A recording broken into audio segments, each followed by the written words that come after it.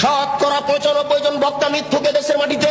আমি ভাঙাচুরা ভিত্তে দ্বারা যা তদন্ত চালিয়েছি তাতে আমার বুঝ শতকরা 95 জন বক্তা মিথ্যুকে দেশের মাটিতে মিথ্যা কথার ভিত্তিতে দিন প্রচার করছে। আপনাকে সজাগ সোচ্চার হতে হবে, নইলে এই হুজুরেরা ইসলামের গায়ে ধর্মের গায়ে আগুন লাগিয়ে দিয়েছে, ধাঁধা ধাঁধা করে ধর্ম জ্বলছে। আপনি এখন কি করবেন?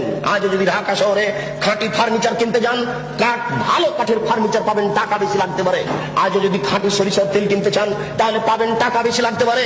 কিন্তু খাঁটি ধর্ম যদি পেতে চান তাহলে সহজ নয়, খুব জটিল। জিজ্ঞাসা করলে বলবে বড় হুজুর বলেছেন, পীর সাহেব বলেছেন, বুজুর্গানে দিন বলেছেন, এই বলেই চলবে। বুজুর্গানে দিনের দোহাই দিয়ে ধর্ম চলে না। মৌলানা সাহেবকে যখন বলা হচ্ছে আপনার কেন এই অবস্থা, তখন মৌলানা সাহেব বলছেন কি করি, আমি যে ভালো বলেছি ভালো করিনি। যে হুজুরের বাড়ি দেখেন না, হুজুরের বউয়ের কি অবস্থা, হুজুরের পায়জামাটা টাকুর নিচে আছে এটা দেখা যায় না, হুজুরের চাকরিটা অবৈধ পয়সাতে আছে এটা দেখা যায় না, হুজুর সকালবেলাতে টাকা কম হলে রাগ করছে এটা বোঝা যায় না। शरीयत की पागल नाकि, शरीयत के हवाई लड्डू, दोनों हाथ में लड्डू है, जो चाहे उसको खा ले, जो चाहे उसको छोड़ दे। ये शरीयत के हवाई लड्डू नाकि, हाका बाक्का लारू नाकि शरीयत इच्छे मतो खावे।